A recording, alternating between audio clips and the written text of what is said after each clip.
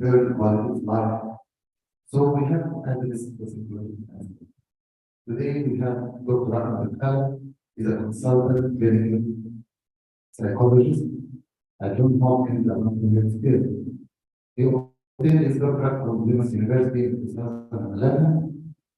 In his clinical role in patient undergoing in critical role in patient going to bariatric surgery program, patient planning to undergo bariatric surgery, or patient also as well as patient adapted for their procedure using cognitive and behavioral therapy, also motivational interview with a board certified American counselor from the American Association of Bariatric Counselors in 2015. So let's welcome Dr. Ahmed.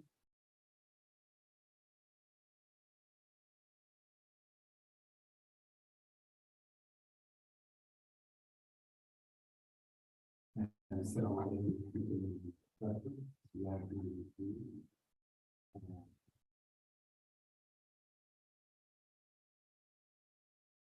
Thank you very much, everyone. Today, inshallah, we'll talk about the role of psychologists within the team of bariatric surgery. We'll see how it goes and why it is important. But before we start, I think we just move this a little.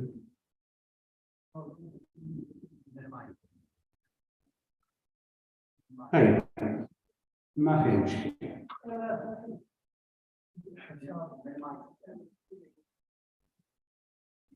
لا بس بيحرك الصورة هذه ينزل بس شوية لتحت.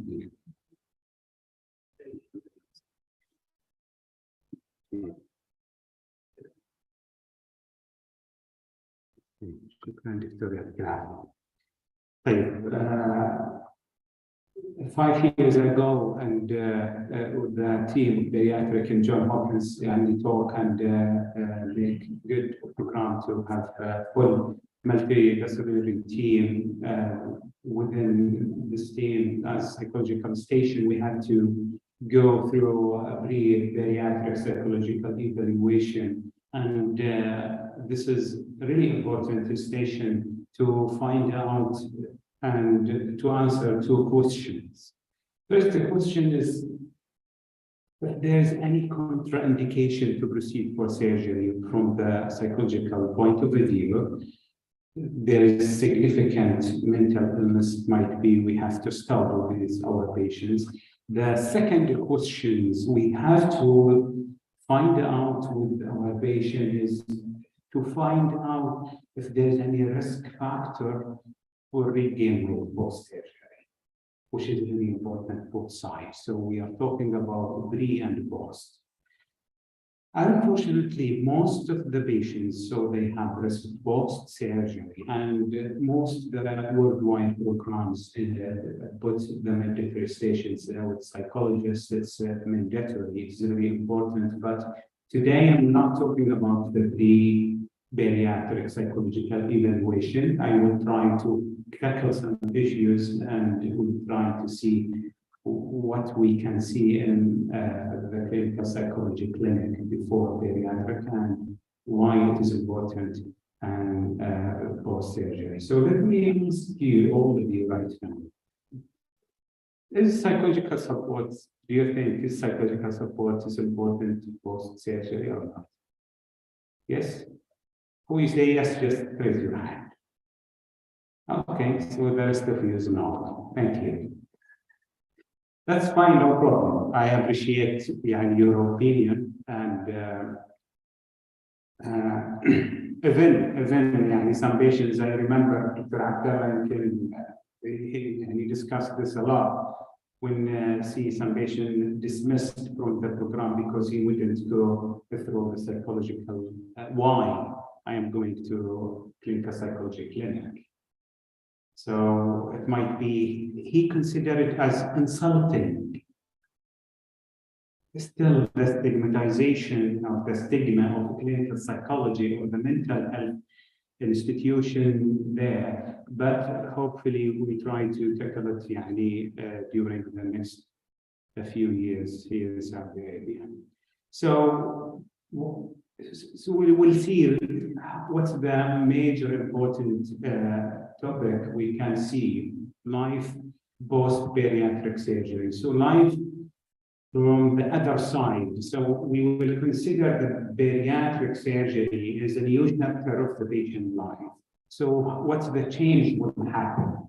So this is move us to ask the patient what's the main motivation for bariatric surgery. So we have internal motivation and external motivation.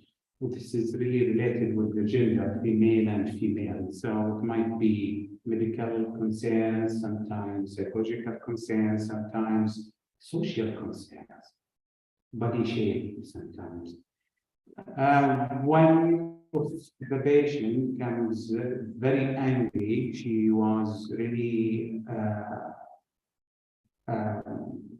got all the anger in that clinic that day because she would like to proceed for surgery immediately as soon as she can.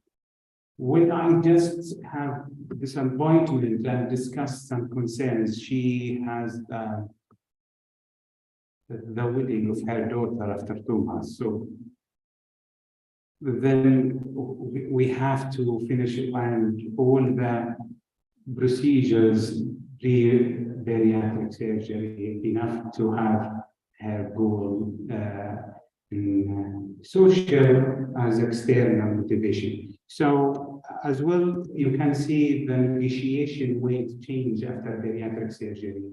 So the honeymoon, we call it Shahr al-Asr. Shahr al-Asr is not just a month what we need, and sometimes it would take 1 or 2 years. And then he will enjoy, she or he will enjoy herself and go for shopping and enjoy the new shape and then, unfortunately, the personality which all of you, we will call it as a trait, نقول عن السمات الشخصية والعادات اللي نشأنا عليها for 30 or 40 years. How would we change in just one procedure, 1 day or 24 hours, or sometimes within a few months or a few weeks? It will go back to the beautiful memory, beautiful food, and you see as the food major part of our culture. The social, we try to see the social eating, the emotional eating, the family gathering, which weekly, and many concepts we have to tackle. اليوم المفتوح, تجمع العائلة, so how we can face these plans together. So usually I'm trying to ask my patient immediately, please, if you face all of these obstacles, what's your plan? What you will do? So negotiation about as well relationship with food and managing better first. When most of the patients, when they reach this point for bariatric and take decision for bariatric surgery, actually most of them, they actually try to live in diet for 5 years, 10 years, 15 years, trying to lose weight. It might be they succeed in somehow 1 or 2 or 3 stations, but regain weight, it might be more the baseline, more than the baseline they was, how they were actually. So again, the question, try to find it, how was your experience? Why you succeed? Why you fail? What's the reason make you succeed, and where's the reason make you fail again to regain weight? So this is why we take it individual assessment, which is really important to have this visit as a mandatory pre-bariatric as well. We can take a follow-up post-bariatric. As well, improving the psychological well-being and managing psychological pitfalls after surgery. It might be related somehow with the emotional eating. And actually, major studies show that 50% of people might have emotional eating, but they don't know. They eat because they are not angry. It might be because they are angry, or they happy. Sometimes they sad. So this is how we cope actually with our emotions. Those patients actually they lack of coping skills, how to deal with stress in our life. Actually, we couldn't remove or eliminate any stress of your stress, but what we can do is to have and learn more coping skills. As well, physical activity, which is really important because most of the patient, when you ask your client to why you don't start some activity, I'm talking about just about the not the exceptional cases like with the medical concerns. I mean, most of the patients they can physically have some exercises when they ask, and they will provide long list excuses. ما عندي وقت، أنا مزحوم، أرجع من الدوام تعبان، تعرف أجواءنا يوم حار، يوم رطوبة، يوم غبار، يوم طيب. So there is a long list of excuses. I couldn't find any time to find it. Okay, so here today we have to find this time. So we'll try to manage these concerns in the next slide. And how the expectations as well to regain weight. And subhanAllah, يعني كل المرة when you go to this scenario, you will imagine with me if you will regain weight. لا ما راح يرجع وزن. كلها مستحيل يرجع وزني يا دكتور. لا أنا ما بجي أسوي العملية هذه إلا أنا متأكد تماما إنه ما راح يرجع وزني مرة أخرى. So I hope and you hope. But let us to have this scenario, because the expectations related with the respiration as well.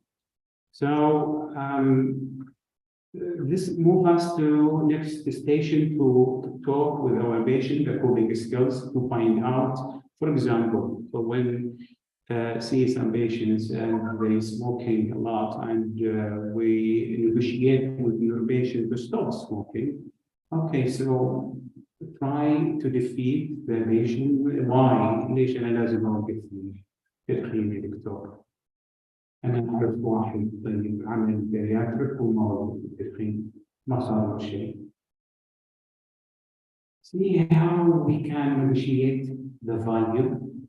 See worldwide المشكلتين الكبيرتين في العالم اللي بتواجه أي دكتور في أي عيادة السموكينج يمكن والأوبيسيتي، صح ولا مش صحيح؟ So okay, then we discuss with the patient. So أنت الحين you will start a new chapter of your life. تبي تتخلص من أي ريسك من السكر والضغط والقلب وأمراض كثيرة، ويمكن أصلاً اتخذ قرار البارياتريك لأنه راح يبرد كير كل ما يروح الدكتور نزل وزن. فاتخذ هذا القرار إنه all right, so the most impact, if you ask me, the most impact, negative impact of your health التدخين بيكون أثره سلبي على صحتك أكثر من الموضوع all look like this. So if you have a serious plan to have healthy lifestyle, you should consider as well the bariatric surgery, the new chapter of your life as well, to see and tackle all the aspects of other behaviors. See, and unfortunately, some patient can ask you when I can back to smoking. This is the bad medication and risk post-surgery. As well, the other risk for isolation, when the patient wouldn't go through the experience. the patient is here 2 times. Time ممكن يقول لي أنا ما أبي أقول أحد sector, top sector. فجأة يشوفوا الناس نزل، وفي فئة من البيشنتس لا أنا عادي ما عندي مشكلة خلي الناس لها. طبعا احنا ما نتدخل في الموضوع هذا يعني her or his right، لكن هنا بيكون في more risk، صح ولا لا؟ ريسك من ناحية ايش؟ من ناحية السوشيال. ليش؟ كيف؟ واخذ وعطى وسواليف الجوسبس هذه بتصير ممكن تسوي برشر على هذا الانسان وتخليه isolated. I wouldn't see anyone. I wouldn't say I have to be asked and I wouldn't discuss any concerns, any issues. This يعني patient unfortunately isolation leading directly to depression. Emotional eating, we tackled social eating as well. All of these mandatory يعني daily life activity. Here as well we can talk with the value. The most important when we try to, for example, some people when John Hopkins around employees and the perfectionism is very high. When they started work at 6 in the morning, they leave their office 6 afternoon or PM. So actually go back home very tired and no find time to have any and enjoy their life. So here we discuss the value. Where is your priority? Number one. So your job, your health. We have to take a decision right now. So he will think, so no, I spent my life for this job. Okay, so as well, right now you have to take a decision to value your health. If you keep your health and if you value your health, you can keep physical activity, you can keep your job, you can find a better job. So this is a value for long life. It's not just for 1 or 2 years post surgery. So we'll see, for example, one study right now, then we'll try to open the floor inshallah at the end of our session to see. يمكن هذه الصورة يعني most of you كلكم يعني familiar مع البروسيجر هذا more than me. This study, so 10 years of follow-up of patients after Roxanne Y bypass surgery indicated that 41% had regained weight. بتشوف الريفرنس down there, and so the critical question here: whether patients who receive psychological counseling have better physical and mental well-being post-bariatric surgery or not. So all these persons who elect to have bariatric surgery often have lower quality of life and comorbid psychological conditions like depression, anxiety, disordered eating compared with their non-surgical counterparts, which assist multidisciplinary approach to treatment, including doctors, nutritionists, and psychologists. So post-operative weight loss is associated with less depression and symptoms like those who regain weight. So depression now contraindication to receive for surgery might be cause of overweight. So this is good indications to have and proceed for surgery somehow in some station. We make sure this depression is not related with any other factors. So as well, so patients who unrealistically expect their life to change after surgery are the most disappointed and may be at risk of depression as a result of their expectations not matching their reality, which is really important. For example, when I see a patient after 3 months of surgery is depressed, why? Because she expected to lose weight within 3 months to 20 kg, and she just lost might be 10 kgs. Or sometimes one patient compare in the first 3 months post-surgery with other patients. So this is why we have to have any post-bariatric psychological support to see the concerns of their patient. Again, our goal, your goal, all the team goals to improve quality of life, long life, not just 1 or 2 years. So this is why we're talking in the bariatric patient generally indicated improvement in well-being and baseline post-surgery, regardless of type of surgical. So this is the way what we talk. The percentage total weight loss has been found to positively correlated with the quality of life for the 2 years post-surgery, which is really important. Why 2 years? Because after 2 years, most of the patient might be significantly regained back to the habits, back again to the traits. So psychological consultations before surgery and standard post-operative follow-up assessment of more than 6 sessions appear to have positive effect of patients' weight loss success. And هذه related with the study اللي هي بدأت تشوف وين significant يعني improvement post surgery. We'll see right now some يعني result between 6 or 4 sessions. So it was reported that gastric band patients who attended more than 6 standard post-operative follow-up consultations lost more weight than those who did not. And again, these findings suggested that interdisciplinary intervention, including acceptance-based approach. What approach we use actually is psychoeducation with the nutrition and psychological or lifestyle modification, delivered 1 year post-operative. This is promising, which is really important. It might be we can provide these 4 to 6 sessions within 1 year.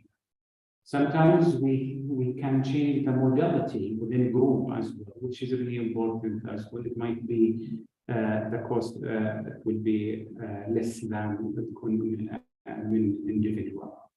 So here's the outcomes. So was analyzed number of sessions. يعني كانوا حضروا تقريبا 1 to 4 sessions, have significantly improved the mental well-being. These participants who did not attend any sessions had the worst mental and physical well-being in comparison اللي هم حضروا. So here's the main issue and the critical issues, the maintenance. We can change.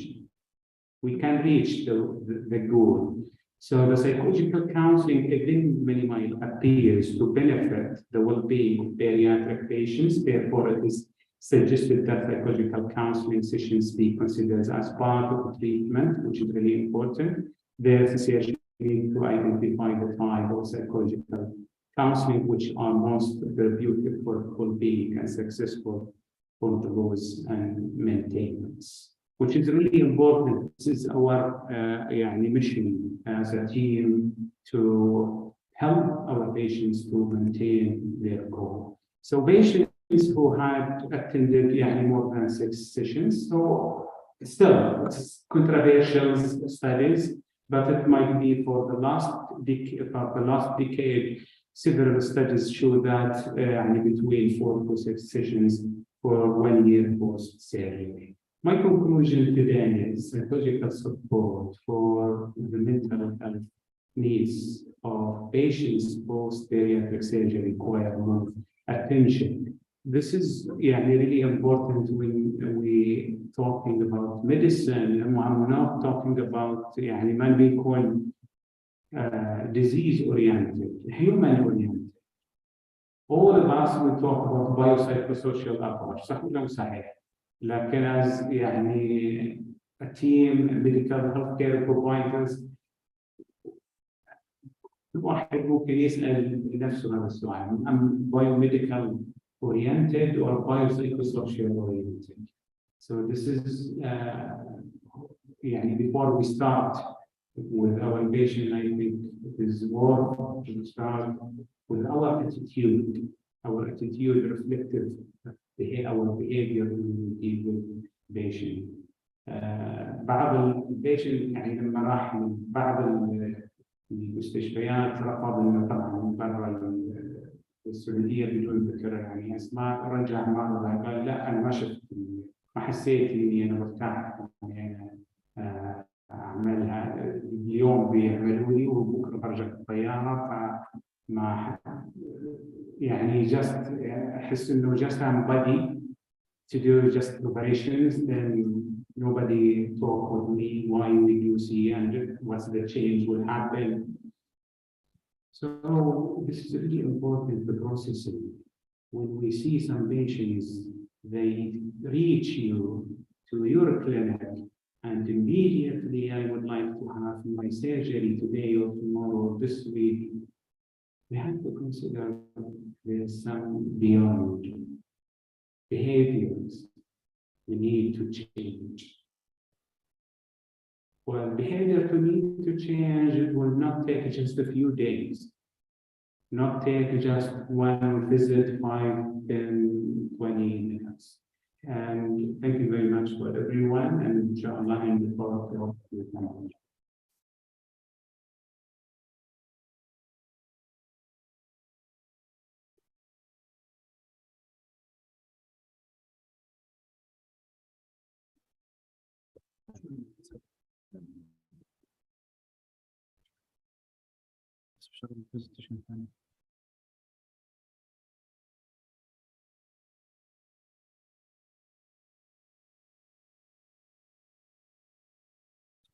Thanks, Dr. Ahmed, for this nice lecture. We will have the discussion after the two lecture, after the nutrition. We'll she will present our nutritionist. So let's welcome her, please.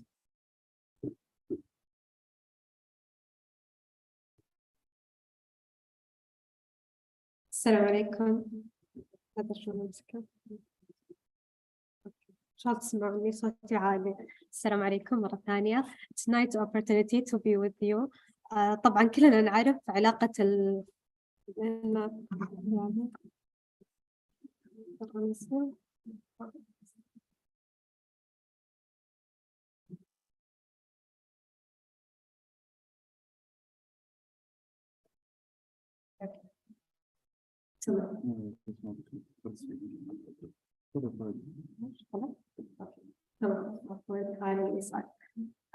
It's nice opportunity to be with you today. طبعا كلنا نعرف علاقة التغذية بالبرياتريك سيرجري. المواضيع اليوم ما شاء الله جميلة جدا. أول موضوع عندنا عن الدايت before bariatric surgery والعلاقة مع الليفر shrinkage. dietitian روان الرامي. She's bariatric dietitian in John Hopkins Aramco, 6 years experience ما شاء الله. هي أول واحدة راح تقدم لنا الموضوع. تفضلي روان.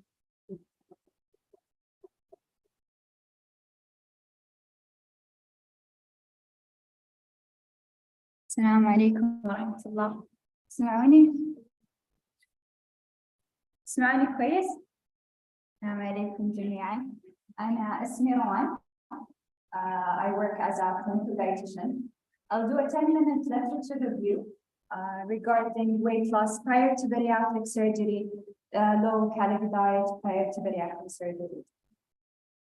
As we all know, patients qualified for bariatric surgery often have enlarged fatty liver, which put them in higher risk of complications. And as we know, obesity is often linked and accompanied with comorbidities. The aim of this literature review is to evaluate how low-calorie diet and weight loss prior to bariatric surgery could be beneficial. I divided them to three main points. The first point is linking weight loss with complications, and the second point is linking weight loss with operation time or duration, and finally, how effective is low-calorie diet on liver volume reduction. The first question is, how does weight loss prior to bariatric surgery affect complications post-operation? The first study called Effective of Preoperative Weight Loss and Laparoscopic Gastric Bypass Outcomes. It was published in Wisconsin, 2008. What they did is a retrospective analysis of 353 patients. They divided them to two main groups. The first, and the cut point was losing 4.5 kilograms prior to surgery. Whoever lost 4.5 kilograms prior to surgery was considered in the weight loss group. Whoever did lose less than 4.5 or gain or had no changes in the weight loss were considered in weight loss, no weight loss group. The aim of this study was to measure the complications post-operation. As we see in the table here, patients showed any complication list, only 3 out of 74% of those patients in the weight loss group, which is considered 4.1. 4.1 only. On the other hand, 35 patients showed complications in the no weight loss group, which reached 12.5% of them. Okay.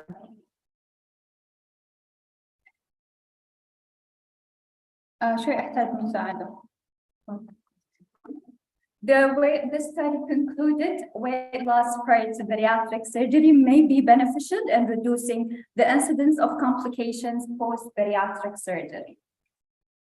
The second question is, how does weight loss prior to bariatric surgery affect the operation duration? The name of this study is the impact of preoperative weight loss before laparoscopic gastric bypass. It was published in 2014. بس أحد يعرف هذا عالم إيش؟ Finland, صح. It was published in Finland. What they did is also a retrospective analysis for 629 patients from 2006 until 2010. They had 3 aims, measuring complications post-operation, length of hospital stay, and the duration of the surgery itself.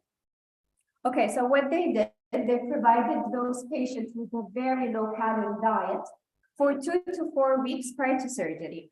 And then they divided them to 3 main groups according to weight loss. Whoever lost less than 5% were considered in group A, and whoever lost more than 10% were considered in group C.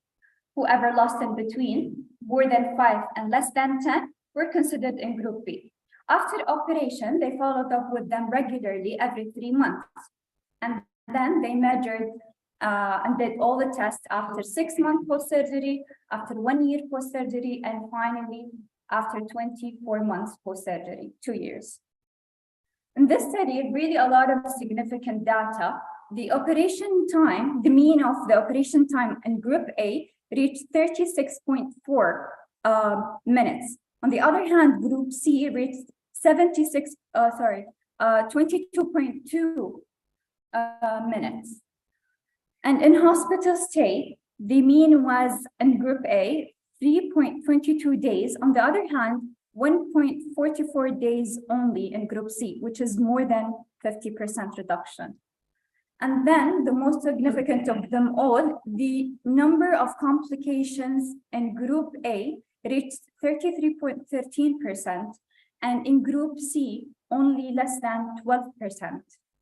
This study indicated that preoperative weight loss, more than 5% prior to gastric bypass, may reduce operation time, may reduce hospital stay, and overall morbidities. Final question is, how effective is low-calorie diet on liver reduction? The first study is called Preoperative Weight Loss in High-Risk Super Obese Bariatric Patients. It was published in 2011 in Pennsylvania.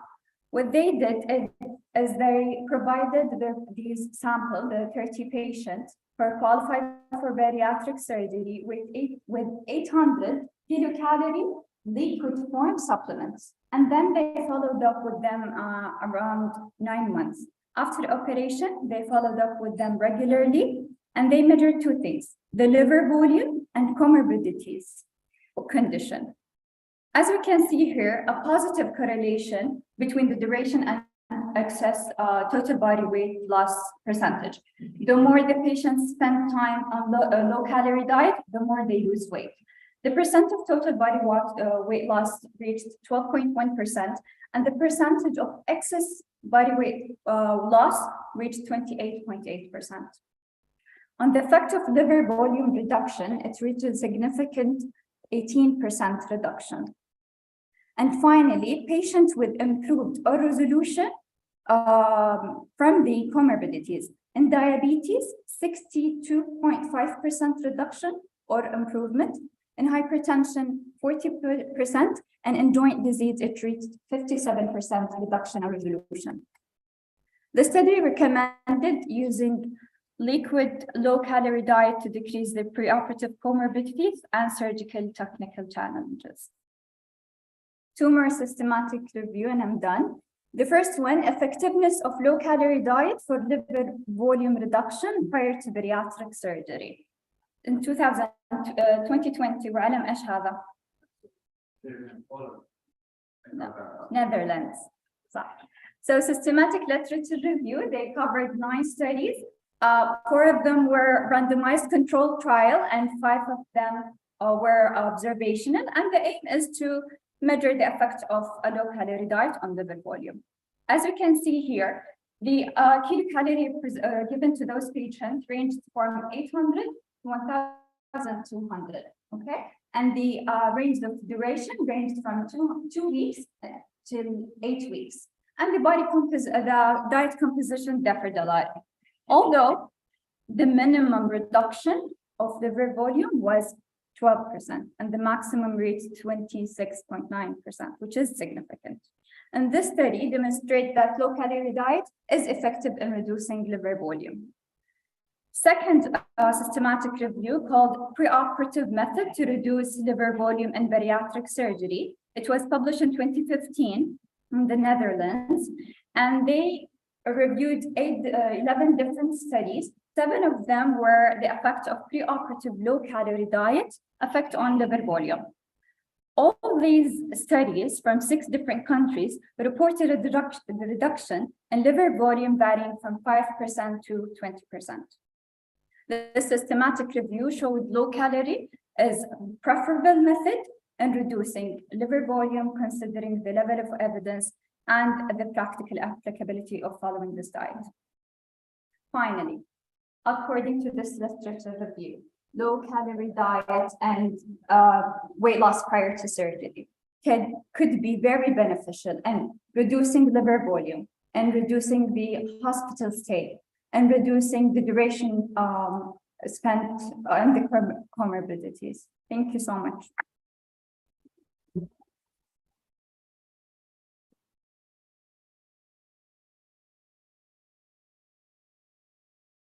We will get open discussion after the last topic. The last topic will be with Ms. Ruba Al-Ghamdi about the nutrition post in bariatric surgery. تفضلي ربا.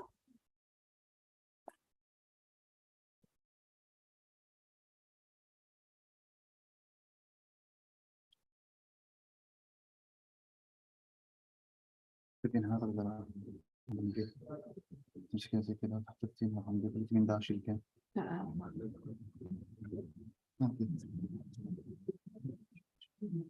خلاص مجلس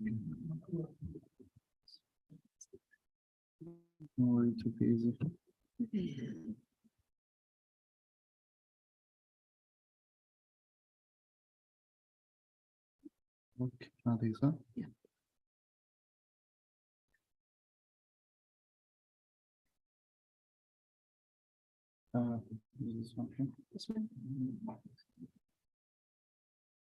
Good evening, everyone. I know it's a long night and most of you are coming from work, so I will try to make it short and quick. So when we're talking about bariatric surgery, the first expectations that comes to mind is the great weight loss that comes with the surgery and all the health benefit we can get with the weight reduction. However, we should always put in mind there is a common issue we could face post-bariatric, which is the weight reduction failure.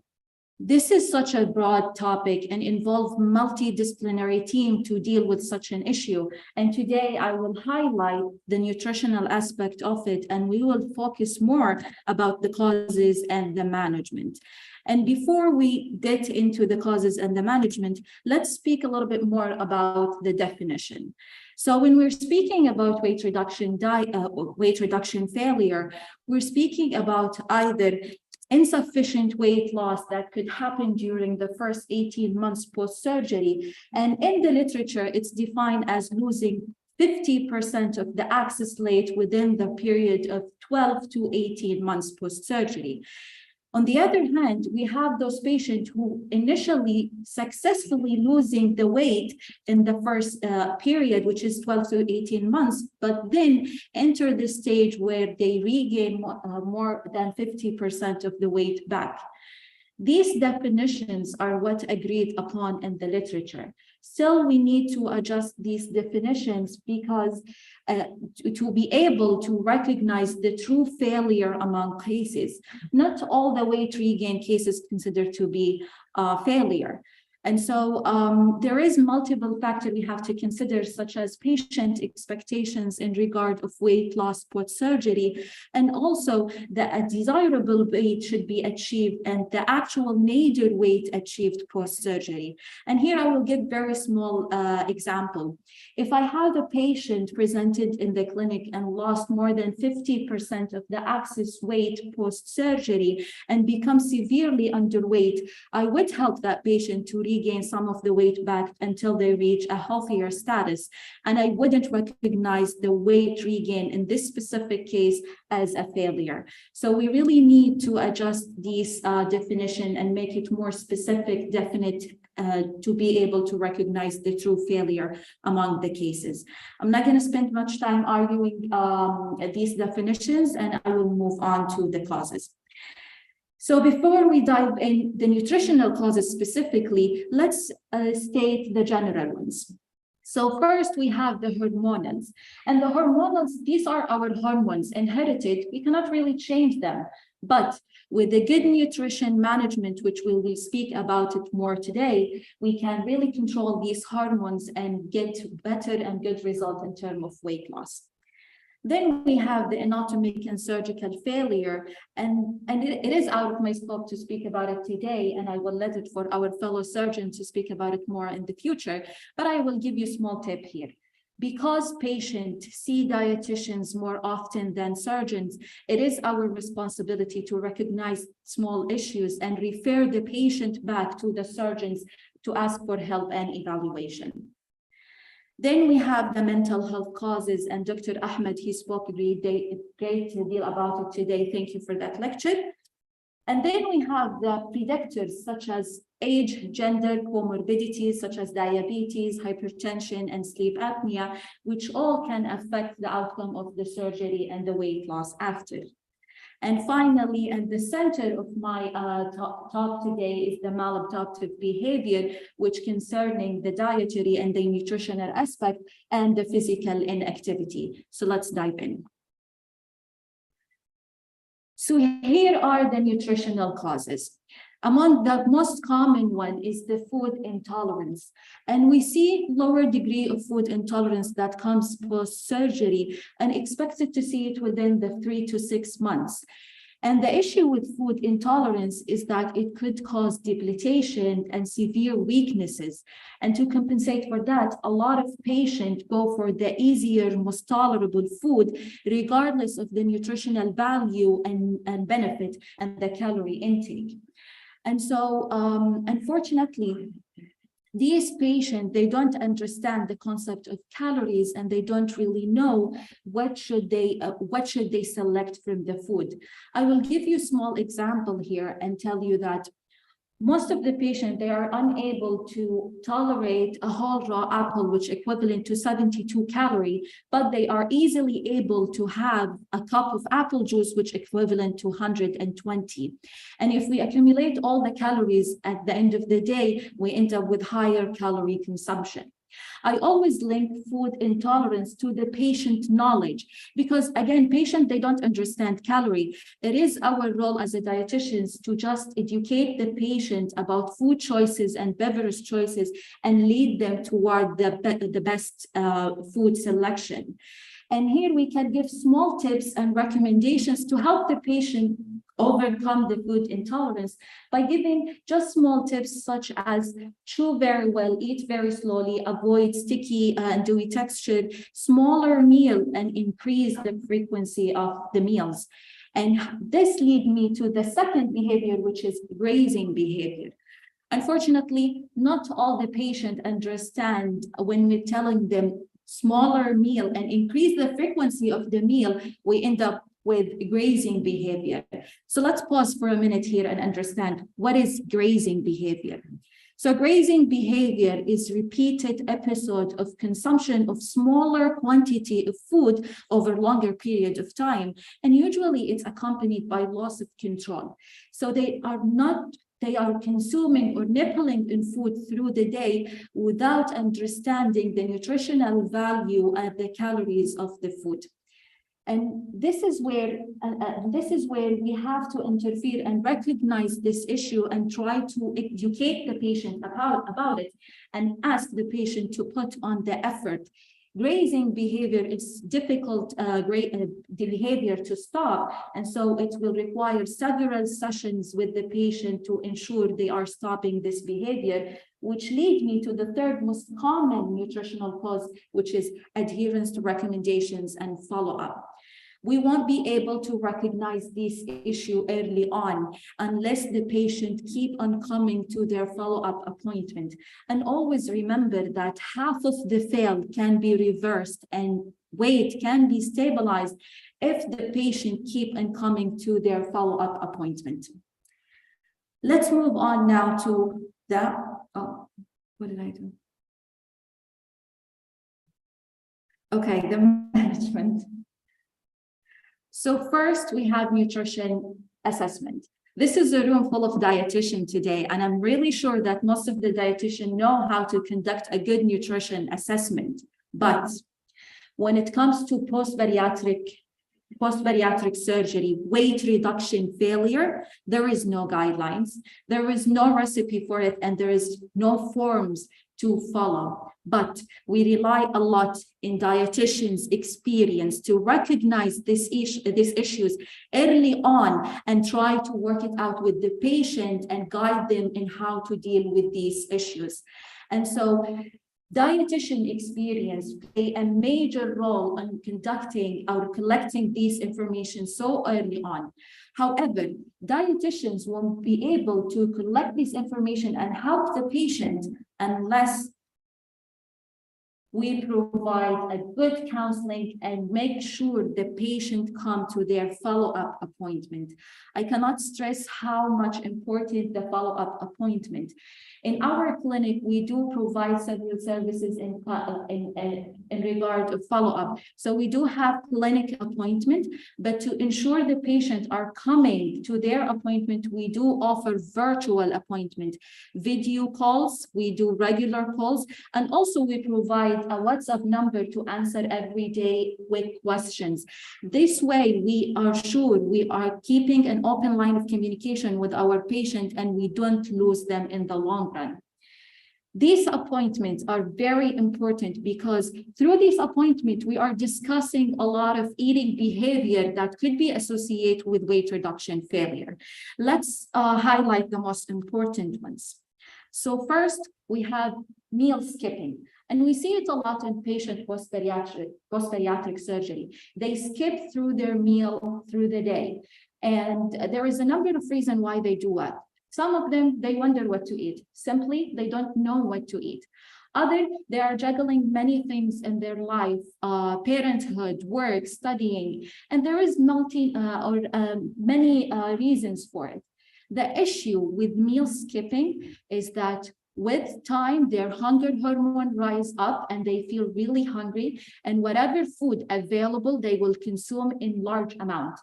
And so they are not focused in their food choices and the amount of food they consume.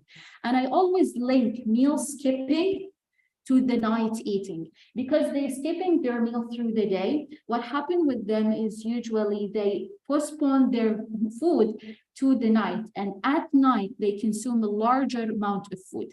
Now, not all the patients are able to consume this huge amount at once.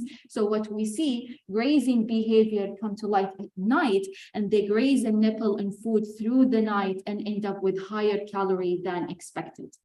And here, let me just emphasize, there is a difference between night eating and the ability to eat better at night. So most of the patients have food intolerance a little bit more in the morning, and they are not able to eat much. However, it gets better through the day, and they eating better portion through the day until they reach nighttime. And that is acceptable and okay. What we mean by night eating is skipping through the meal all day, and at night time start having all the meals with higher calorie consumption. So what can we do to solve these small issues? So first, education. I'm big in education, and I like to educate my patients about these issues early on. And then I do 3 steps. First, I try to work with the patient to schedule their meals and try to stick to that schedule as much as possible. Second, I do encourage meal prep. I do it personally, so I do encourage meal prep always, and I keep it very simple, very quick. I keep a couple of recipes in hand and teach it to the patient, 15-20 minutes max, 2 to 3 ingredients total. And so encourage them to just try to make these meals over. And for those who are unable to cook or make their meals, I do have a good cooperation with healthy food restaurant around the area in which I refer my patient to, and they can select whichever meal under supervision just to make sure they are consuming the right amount of food. And for those patients who are really need a closer monitoring, we offer them 7 days close monitoring through WhatsApp, in which they take photos of each meal through the day. And at the end of the day, we give them a good feedback about time of the meal, portion size, and the food selection, and how they can do better the next day. I know it's a little bit too much work for some people, but I find it really helpful. By the end of 7 days, the patient are really confident and they know what to do in terms of food selections. Another eating behavior is the insufficient protein and fiber intake. Protein is such a difficult food post-bariatric, and most of the patients, they are not comfortable consuming a good amount of protein. And so we always have to educate the patient and make sure they understand protein is very important for the muscle integrity, metabolic energy, and also to induce satiety, so we can control the hunger hormones and be able to consume the right amount of food. We always teach the patient the source and quality of the protein in the food, and also introduce protein supplementation through in the form of liquid, just to make sure they are having enough and adequate amount of protein. Then we have drinking fluid with the meal. This is, we see it a lot in patients, but let me emphasize, for those who can, they are trying to cheat the system. Not all the patients are able to drink and eat at the same time. However, for those who can, what they are doing is mixing fluid with the solid food, just so it's a little bit easier, and they can consume a larger amount of food. Again, we start by education. We have to explain to the patient why this behavior associated with weight reduction failure. It could really enlarge the gastric pouch and emptying the stomach more rapidly, allowing the patient to consume more calorie and more portions. And so personally in my clinic, I don't see it a big issue, because I make sure from day one this rule apply. Always teach the patient from day one, do not drink and eat at the same time.